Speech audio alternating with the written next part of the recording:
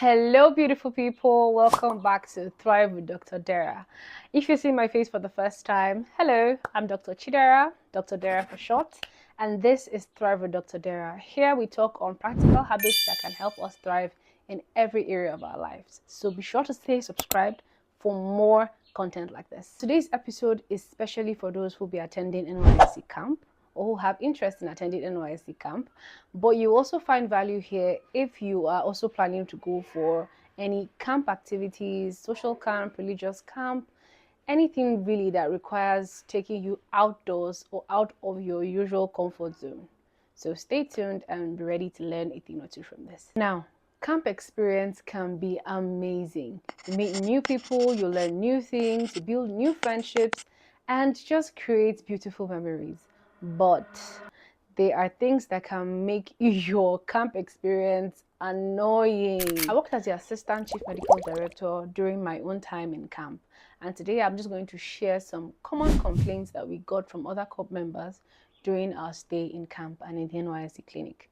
So sit tight and make sure you stay till the end, because I'll be adding some bonus tips and some information just for you to know the things that people take for granted but are actually really important. And of course, if you find value here, be sure to like, subscribe, and share to anyone who you know will be going for camp. Let's dive into it. Before we dive into solutions, let's understand how camp affects your health generally. In camp, you are exposed to a lot of things that your body is not used to. You're standing long hours, your sleep routine changes because of the tight schedule, your body is not getting enough sleep, or even if it does, it's getting sleep at intervals instead of the usual longer hours of sleep. Your body is tired, and the thing is that your body is getting this at an instant. There is no room for gradual exposure. Your body is just meeting a strange impulse and it's going to react. That's how our body works. But there are things that you can do to actually help your body adjust to this sudden change. And that is what we'll be discussing today in this video. Now we've understood how camp activities affect our general health. We will now discuss common complaints that we got from other corp members during my time in camp and how to prevent some of these complaints. Even when some of these things happen to you, how to tackle them immediately to reduce the burden of whatever symptoms you're going to get. Number one is allergies. We got a lot of complaints on allergies, ranging from sneezing, itchy throat, rashes on the skin, rashes on the face, pimple on the face, and generally just allergies. Okay, so you know, camp is an unusual environment for your body, right? And there are a lot of things, a lot of exposures, a lot of things you're going to be exposed to that your body is not necessarily used to. So your body is going to react, okay? So we're just going to take them one by one so you can understand what to do. One of the major allergies we got as a complaint from other corp members was itchy throat, sneezing, and all of this we classify as upper respiratory tract infection. How do you prevent this from happening? You use a nose mask. Yes, you can get the pack of it while you're coming to camp. Use it anytime you need to go out. For those of you who are allergic to other people's perfumes, you can put it on when people have taken their bath and they're about to spray. People are about to use their perfumes, and if you feel it's a bit too harsh for you, you wear it when you're going for exercise outside. Because of dust, wear your nose mask. You're wearing this nose mask to protect yourself, and if you in fact now have this infection, to protect others from having this infection as well. Another very common allergy we got was skin rashes, and to prevent this, come with your antiseptic liquid. Okay, put it in your water so you can take your bath with it. You can either come with antiseptic soap or come with your liquid. Dettol, Septol, there are so many of them. This is a bonus tip for anyone who has tried using antiseptic in their water yet they still have rashes, especially on their face. Come closer. Just use sachet water. So get a sachet water, the one that you drink, pure water, the one that you drink. Use it to wash your face after taking your bath or before taking your bath. You wash your face separately, then you go ahead to take your bath, or after taking your bath, then you wash your face separately with only the sachet water. I actually had a lot of breakouts while I was in camp, and I tried this myself and it helped, right? So I recommend 100%. And in all of this, it's important to know at what point you need to go to the clinic, right? If you're having cough and it's so bad, right, please go to the clinic, especially if you have fever with it. Please go to the clinic for proper and specialized care. Number 2, swollen legs. Swollen legs kept us busy, especially the physiotherapist. A lot of people came down with swollen legs. And of course, you get swollen legs because you're standing for a long period of time, right? And how this happens is when you stand, gravity pulls your blood towards your feet, okay? Then you now start feeling your feet getting tighter, your ankles are getting swollen, and gradually it comes up to your legs and even up to your knees, sometimes your thighs. So how can you prevent this from happening? Very simple. You can't run away from standing in NYSC camp. You will stand, yes. But what you can do is move your feet a little bit, okay? There are some specialized muscles in the legs that help push the blood against gravity, okay? So you want to exercise those muscles a little bit when you're standing, or even on that spot, you can just pump your legs a bit. Move your weight from one leg to the other leg, okay? Just exercising those muscles so they can pump up the blood against gravity. Another thing you can do is wear comfortable shoes. This is not the time to feel funky in pain, okay? Because you actually be standing for very long hours. Yep. So wear comfortable shoes. I'll say wear 2 sizes bigger, or maybe a size bigger, depending. Because you're going to wear socks too. So you want enough room, okay? Wear comfortable shoes so your leg doesn't feel so much pressure. All right, it's already getting enough from standing. Another thing you can do is to elevate your legs when you're going to sleep or when you're lying down, when you're taking a rest, okay? Whenever you get the opportunity to lie down, you can stack your pillows. There are no pillows in camp. Or maybe just one pillow. If you have one pillow, might not be enough, honestly. So you can use clothes. You can fold your blankets. You can put clothes on them. You can stack your bags, right? And just lift your legs. All you want is your legs to be higher than the rest of your body, right? Just so you can help blood flow back to your heart, okay? Another thing you can do, instead of stacking things on your bed, if you don't like things on your bed, you can lift your leg up on the wall at an angle of 90, or just lift your leg straight up so that you can pull the blood back. You're working with gravity. If you can't sleep and lift your legs up, that would be perfect. So these are things that can help. Lift your leg when you're sleeping, wear comfortable shoes, and move around a bit so you don't stand in one particular position for too long, okay? And please, if at any point this actually gets worse, it's getting worse, you're doing all of this and it's getting worse, go to the clinic. If you notice that your breathing changes, right, you're finding it difficult to breathe, go to clinic, okay? Please, these are red flag signs, and if you notice them, go to the clinic. 3, sunburn. You can't escape it. I want to say you can't escape it, but you can reduce the intensity because you will be under the sun. Have you heard the NYSC anthem? Under the sun and in the rain. So depending on the season you find yourself, my dear, you're going to be exposed to that sun, and you would be at least 2 shades darker, a shade darker. But there are things that you can do to reduce intensity, okay? But you'll be burnt by the sun. Getting burnt by the sun is painful. A little bit of some stinging sensations here and there. It is painful, but these are things that you can do to reduce it. Of course, the good OG that you know, sunscreen. Use sunscreen. Yeah, it's not just for light-skinned people. Constant exposure to sun is not good for your skin generally. Buy sunscreen and use it. Another lovely thing that would help you reduce exposure to sun is your cap. Yeah, the NYSC cap. So don't allow them beg you wear it. It's for your own good. Wear it. I know it looks funny, but wear it. It actually protects you. Another thing that you can actually use to protect yourself from the UV rays from the sun is glasses, shades. Yep.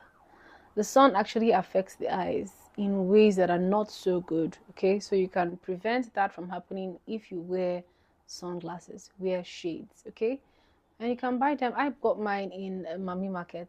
There was someone who was selling shades in Mami Market, I think, and yeah, I was Mami Market. Yeah, I got mine from Mami Market. So buy shades because you actually need them to protect your eyes from the UV rays from the sun. Basically, just protect yourself from the sun as much as you can. It's difficult, really, because you'll be required to stay under the sun.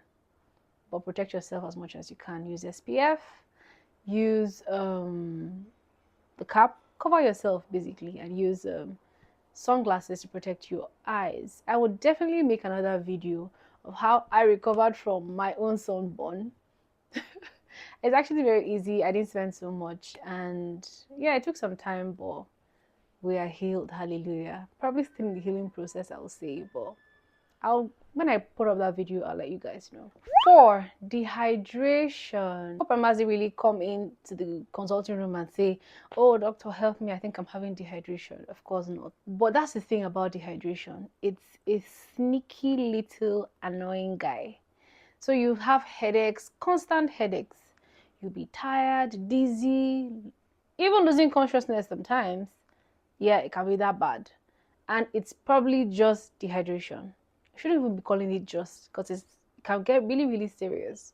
So yes, dehydration was one of the major culprits of headaches, dizziness, loss of consciousness that we had during our time.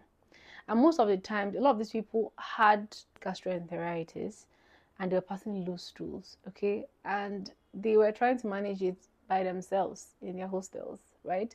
And the process, they were not taking enough water, right? And they were dehydrated because you're losing fluid and you're not replacing it. Your body will respond eventually with either headache, loss of consciousness, or general weakness. Okay, so if by any chance you find yourself, passing loose stool, urinating a lot, and not necessarily even having to get to that point, just make sure you take a lot of water. You're under the sun already. We've already established that fact. You're already losing water. We call that insensible water loss. Okay, you're already losing a lot of water, a lot of fluid. You need to replace it. Okay, come with your flask, your water bottle, move around with it, buy water, refill it. Okay, but make sure you are hydrated throughout the day. Okay, it's very simple. Just have sips of water throughout the day, sips of water throughout the day. They will allow you, it's not a contraband, they know. So you are allowed to take water. Make sure you walk around with your water and make sure you're taking sips of water every day. And for as many of those who have who pass loose stools, okay, maybe 2 or 3 times a day, you can actually get ORS. How to mix it is usually at the back of the sachet. Okay, so when you get it, you read it, usually 1 liter. So you buy this big swan bottle, mix one of those sachets in it, and make sure you drink it within 24 hours. Nothing more than 24 hours, except you want to be drinking bacteria. If there's no place for you to get it, you can as well just go to the clinic and they would give you one. Okay, if this loose stool persists for more than 2 to 3 times a day or more than 2 days, please go to the clinic. Or if you have fever alongside this loose stool, go to the clinic, okay, so that they can attend to you. But bottom line is stay hydrated, okay, because it's a sneaky linky guy. It will not come directly. It will come with so many other funny symptoms. And if you notice that you're having darker urines, dry mouth, headaches like we've already established, and just general weakness, it just means you're not taking enough water and you need to increase your water intake. So increase your water intake if you notice any of this. Basically, stay hydrated, okay? I don't know how this actually skipped my mind, but one of the most common complaints we actually got was malaria. Okay, so we had a lot of patients that came with signs and symptoms of malaria, and when we eventually spoke with them, we found out they actually had malaria and did some tests. They actually did have malaria. So my advice is to treat yourself before coming to camp. Then when you eventually come to camp, you can come with your mosquito repellent, your insect repellent, and a mosquito net. That will go a very long way.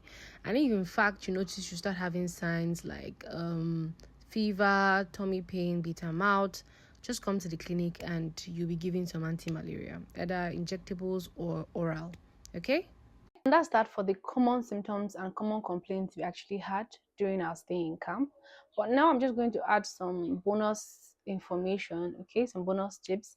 And this is actually things that people took for granted then, but are actually very, very important. One of them is food, eating for energy.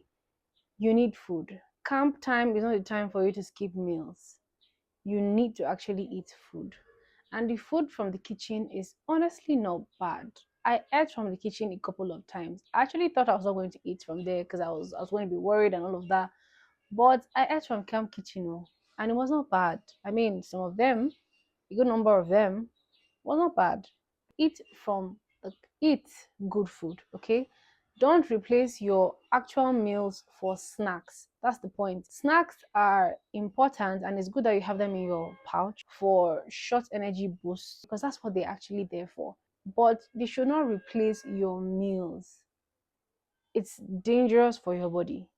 Very, very dangerous for your body because it only for your body just for a short period and you cannot keep taking them throughout the day. You need proper meal. Your body needs a proper meal.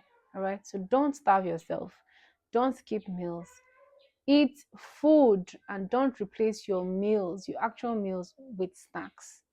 Okay, and that very important thing is don't keep your food, don't store your food. Basically, don't keep your food for a long period of time before you come back and then eat it. Don't do that. That's what actually eventually causes that loose throw that you blame on either the vendor from Mami Market or from the kitchen. You actually keep your food for a long period, and because of the heat and everything, food cannot stay like that without being preserved properly. And you know, there's no method of preservation in camp. Okay, so since there's no method of preservation in camp, eat while you once you buy your food, eat it within 3 hours. In fact, 2 hours. Okay, eat your food within 2 hours so you don't end up eating bacteria and blaming mommy market or blaming the kitchen. All right, don't store your food, eat it immediately. The second thing is sleep. I know camp is exciting, no, especially with the discussions, the conversations, the gist, the ninth time amebo. But please, sleep is very important. That ninth time and those periods between the activities is not a time for you to gist. You can gist in the parade ground, though. You can gist that Said class.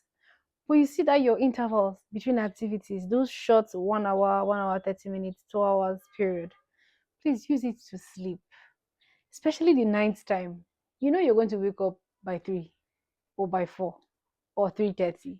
So sleep. You need to maximize every single second of rest given to you.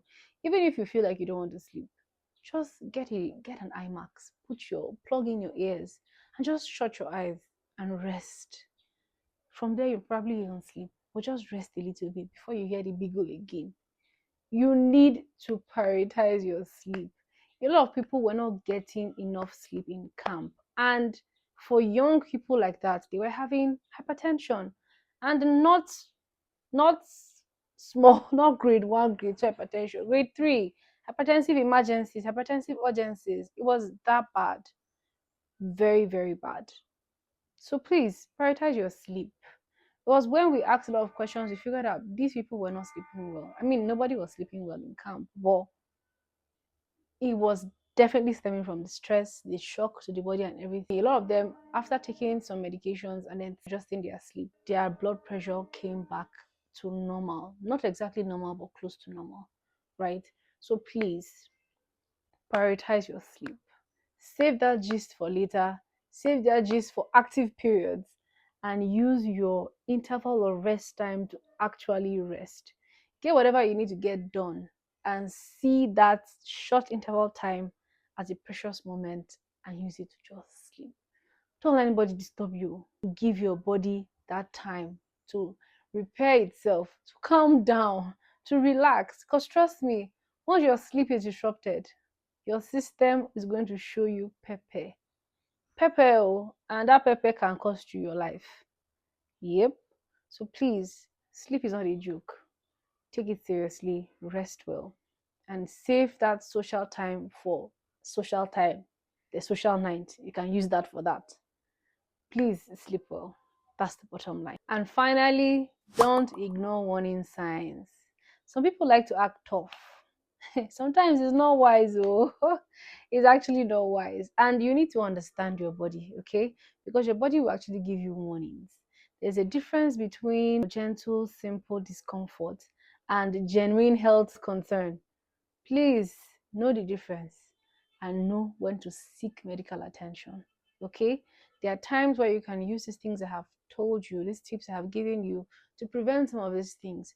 But when they eventually come, right, and you still use some of them to help and alleviate the problem and it's still not going, go to the clinic, seek medical attention. And ultimately, if you know you already have an existing medical condition, don't stay in camp, especially the ones that the medical condition that will make you unfit for camp.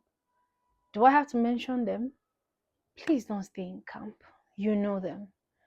Your life is more important than any kind of experience you want to get in camp. Please don't stay in camp. Or better still, if you say a few days, go home. Please. Your life is more important. Trust me. I don't know if you even need convincing for that. Stay away from camp if you're not fit for camp. Now, here's why. Let me explain to you. Camp clinic is a clinic, right? Not a hospital. It's a clinic. There's a reason why it's called a clinic, meaning that the medical team there are only giving limited resources and they can only help you with as much as they are giving to help. They're not magicians, okay? And some of these conditions people have, they can't really help you with what they have in that clinic. So save your life. You can imagine having 10 asthmatic patients having crisis at the same time, and you just have one nebulizer. Who are you going to give, and who will you not give the drugs to? Are you following me now? So you don't want your story to be like that. My dear, just stay at home if you have any condition that would make you unfit for camp.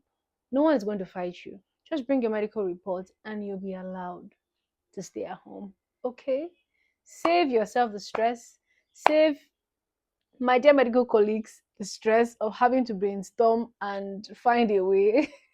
And save God the stress too from prayers that we should have reserved for something else. Please, your life is as important as anything else. Camp experience is meant to be memorable and enjoyable, okay? Don't let preventable health conditions like this steal that memorable and enjoyable time from you, okay? But at the same time, you need to prioritize your health. You need to protect your health. You need to put your health first. If you're here with me up until this point, I want to say a big thank you for watching. And be sure to give this a thumbs up if you enjoyed this video. I would love to see you join our family if you have not joined yet. So click on the subscribe button so you can join the thriving community. And definitely be sure to share this video to anyone who you know will be going to camp. And definitely let us know in the comment section if you had any of these complaints during your camp stay and how you're able to tackle it, how you're able to solve the problem, or even prevent these things from happening to yourself. I'd like to hear from you in the comment section. Thank you so much for staying with me up until this point. I will definitely see you in my next one. Bye for now. I'm the one they talk about. Shut it down. I'm the one they talk about. Shut it down.